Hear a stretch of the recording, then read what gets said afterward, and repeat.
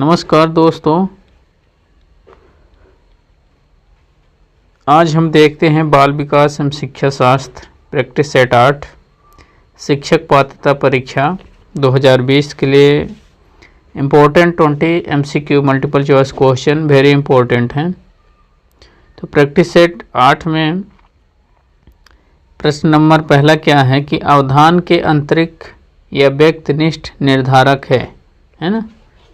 देखते हैं कि अवधान के आंतरिक या व्यक्तिनिष्ठ निर्धारक है क्या है। रुचि, लक्ष्य, अभिवृत्ति, उद्दीपक, वस्तु, प्रविधि, प्रकाश, ध्वनि, गंध, पुरस्कार, दंड, प्रोत्साहन। तो सही उत्तर हमारा ए है ना, रुचि, लक्ष्य और अभिवृत्ति है ना, आंतरिक या व्यक्तिनिष्ठ निर्धारक है ना। चलिए अगला देखते हैं। प्रश्न नंबर 2 बाल मनोविज्ञान का क्षेत्र है ना। कौन सा क्षेत्र है? तो बाल मनोविज्ञान का क्षेत्र है क्या है? केवल शैशवावस्थिक विशेषताओं का अध्ययन, गर्भावस्था की विशेषताओं का अध्ययन, बाल्यावस्था की विशेषताओं का अध्ययन, गर्भावस्था से किशोरावस्था की विशेषताओं का अध्ययन। तो बाल मनोविज्ञान का क्षेत्र सही उत्तर हमारा डी है ना, गर्भावस्था से किशोरावस्था की विशेषताओं का अध्ययन। प्रश्न नंबर 3 वह अवस्था जो कि माता के 21वें है ना 21वें गुणसूत्र जोड़े के अलग न हो पाने के कारण होती है कहलाता है क्या कहलाता है? Down syndrome, Klein-filter syndrome, Turner syndrome, Wilson syndrome. तो क्या कहलाता है? प्रश्न नंबर 3 डाउन सिंड्रोम है ना, जो माता के 21वें गुणसूत्र जोड़े के अलग न हो पाने के कारण ये हो जाता है डाउन सिंड्रोम। चलिए प्रश्न नंबर 4 कोहलवर्ग के अनुसार किस अवस्था में नैतिकता बाह्य कारकों द्वारा निर्धारित होता है? तो पूर्व पारंपरिक अवस्था, पारंपरिक अवस्था, पाश्चात्य पारंपरिक अवस्था, उपरोक्त में से कोई नहीं। तो इसका सही आंसर क्या होगा? पूर्व पारंपरिक अवस्था है ना, कोहलवर्ग के अनुसार नैतिकता के बाह्य कारकों द्वारा निर्धारित होता है पूर्व पारंपरिक अवस्था से। चलिए प्रश्न नंबर 5 देखते हैं। निम्न में से कौन सा एक सही क्रम है? सही क्रम देखना है ना, सीरियल वाइज। तो अंडाणु, शुक्राणु, ब्लास्टोसिस, युग्मनज। ब्लास्टोसिस, अंडाणु, शुक्राणु, युग्मनज, ब्लास्टोसिस, युग्मनज, अंडाणु, शुक्राणु, अंडाणु, शुक्राणु, युग्मनज, ब्लास्टोसिस। तो इसमें से कौन सही है? ये अंडाणु, शुक्राणु, युग्मनज, फिर ब्लास्टोसिस। पहले अंडाणु बनता है, फिर शुक्राणु, फिर युग्मनज दोनों होते हैं, फिर ब्लास्टोसिस हो जाता है। चलिए अगला देखते हैं। प्रश्न नंबर 6 अंतर्मुखी, बहिर्मुखी तथा उभयमुखी व्यक्तित्व का वर्गीकरण किसके द्वारा किया गया है ना? किसने किया था? अंतर्मुखी, बहिर्मुखी है ना और उभयमुखी है ना, व्यक्तित्व का वर्गीकरण किसके द्वारा किया गया था? तो इसका सही आंसर क्या है? युंग नामक वैज्ञानिक ने किया था है ना, अंतर्मुखी, बहिर्मुखी और उभयमुखी व्यक्तित्व का वर्गीकरण। चलिए प्रश्न नंबर 7 उदाहरण, निरीक्षण, विश्लेषण, वर्गीकरण, नियमीकरण निम्नलिखित में किस विधि के सोपान हैं है ना? किस विधि के सोपान है? तो निगमन विधि, आगमन विधि, अंतर्दर्शन विधि और वाही दर्शन विधि है ना, वाही दर्शन विधि। तो इसका सही आंसर क्या होगा दोस्तों? इसका आगमन विधि। ये सब सोपान हैं, किसके सोपान हैं है ना? इसका उदाहरण का, निरीक्षण का, विश्लेषण का, वर्गीकरण का, नियमीकरण का, ये आगमन विधि के सोपान हैं।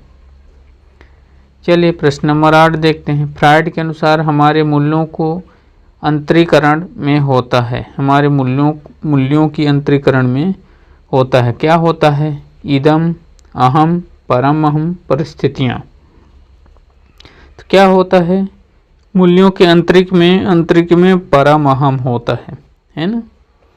फ्रायड ने, सिगमंड फ्रायड ने ही इदम, अहम, परम अहम दिया था। चलिए प्रश्न नंबर 9 व्यवहारवादी ने कहा मुझे नवजात शिशु दे दो, मैं उसे डॉक्टर, वकील, चोर जो चाहूँ बना सकता हूँ है ना। कौन सा व्यवहारवादी वैज्ञानिक था जो कहा कि मुझे बच्चे दे दो, नवजात शिशु, मैं उसे डॉक्टर, वकील, चोर जो चाहूँ बना सकता हूँ? तो किसने कहा था? वाटसन नामक वैज्ञानिक ने कहा था। ये व्यवहारवादी था, वैज्ञानिक है ना। चलिए प्रश्न नंबर 10, ध्यान आकर्षित होने में प्रमुख भूमिका होती है। किसकी भूमिका होती है? उद्दीपन की तीव्रता, उद्दीपन की उपायदेयता, उद्दीपन की विश्वसनीयता, उद्दीपन की सक्रियता। तो ध्यान आकर्षित होने में उद्दीपन की तीव्रता की प्रमुख भूमिका होता है। सही उत्तर उद्दीपन की तीव्रता है।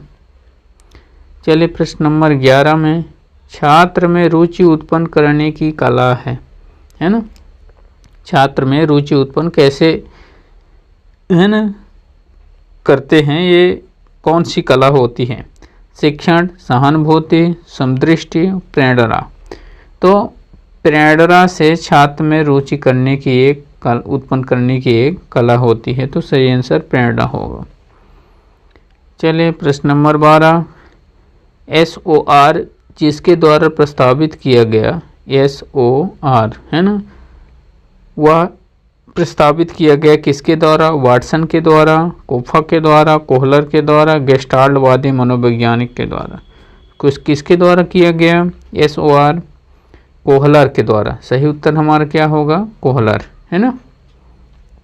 ठीक है, चलिए अगला प्रश्न देखते हैं। प्रश्न नंबर 13, वह मापनी जिसमें अंतराल मापने के समस्त गुणों के साथ परम शून्य भी हो कहलाता है ना। वह मापनी जिसमें अंतराल मापने के समस्त गुणों के साथ परम शून्य भी हो कहलाता है। तो नामित मापनी, क्रमसूचक मापनी, अंतराल मापनी और अनुपात मापनी। तो नामित मापनी, इसका सही उत्तर क्या होगा? ए, नामित मापनी। चलिए प्रश्न नंबर 14, सूझ द्वारा सीखना सिद्धांत का प्रतिपादन किया था। किसने? सूझ, या इसको अंतर्दृष्टि भी बोलते हैं है ना। सूझ या अंतर्दृष्टि सिद्धांत है ना। तो सूझ द्वारा सीखना सिद्धांत का प्रतिपादन किसने किया था? ये देखना है 14 का। तो वुडवर्थ नामक वैज्ञानिक है। सही उत्तर हमारा क्या होगा? वुडवर्थ। ओके, चलिए ठीक है। अगला प्रश्न है, कार्य को आरंभ करने, जारी रखने और नियमित करने की प्रक्रिया है ना। कार्य को आरंभ करने, जारी रखने और नियमित करने की प्रक्रिया क्या है? प्रेरणा, संवेदना, सीखना, प्रत्यक्षीकरण। क्या है? संवेदना। सही उत्तर क्या होगा दोस्तों? संवेदना है ना। कार्य को आरंभ करने, जारी रखने और नियमित करने की प्रक्रिया संवेदना कहलाती है। चलिए प्रश्न नंबर 16, विस्मृति कम करने का उपाय है। विस्मृति, स्मृति नहीं विस्मृति है। तो सीखने में कमी, सीखने की त्रुटिपूर्ण विधि, पाठ की पुनरावृत्ति, स्मरण करने में कम ध्यान देना है ना। तो विस्मृति कम करने का उपाय तो यही है कि स्मरण करने में कम ध्यान देना, विस्मृति है ना। सही उत्तर हमारा डी होगा है ना। चलिए नेक्स्ट देखते हैं। प्रश्न नंबर 17, क्रोध व भय प्रकार है। किसका प्रकार है? क्रोध व भय। अभिप्रेरणा का, संवेग का, परिकल्पना, मूल प्रवृत्ति। तो क्रोध व भय किसका प्रकार है दोस्तों?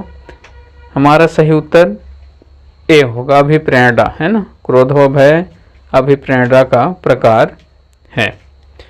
चलिए अगला प्रश्न देखते हैं। दूसरे व्यक्ति के व्यवहार की नकल है। क्या है नकल? सीखना, अनुकरण, कल्पना, चिंतन। तो क्या है? दूसरे व्यक्ति के है ना, व्यवहार की नकल क्या है ना। तो दूसरे व्यक्ति के व्यवहार की नकल कल्पना होती है। सही उत्तर हमारा क्या होती है? कल्पना है ना। ठीक है, चलिए नेक्स्ट प्रश्न क्या है। यदि पूर्व ज्ञान व अनुभव नए प्रकार के सीखने में सहायता करते हैं तो उसे कहते हैं, क्या कहते हैं? नकारात्मक प्रशिक्षण स्थानांतरण, सकारात्मक प्रशिक्षण स्थानांतरण, प्रशिक्षण स्थानांतरण, सीखना। तो यदि पूर्व ज्ञान व अनुभव नए प्रकार के सीखने में सहायता करते हैं तो उसे सकारात्मक प्रशिक्षण स्थानांतरण कहते हैं। तो सही उत्तर क्या होगा? सकारात्मक प्रशिक्षण स्थानांतरण। चलिए अंतिम प्रश्न देखते हैं दोस्तों। सीखी हुई बात की स्मरण रखने या पुनः स्मरण करने की असफलता को क्या कहते हैं? है ना, सीखी हुई बात की स्मरण रखने या पुनः स्मरण करने की असफलता को क्या कहते हैं? है ना, तो कल्पना, स्मृति, विस्मृति, ध्यान, है ना, तो इसका होगा स्मृति, है ना। सीखी हुई बात की स्मरण करने, पुनः स्मरण करने के असफलता को स्मृति कहते हैं, है ना। ठीक है दोस्तों, ये वीडियो कैसा लगा? वीडियो को देखने के लिए धन्यवाद। नेक्स्ट वीडियो में पुनः मिलेंगे।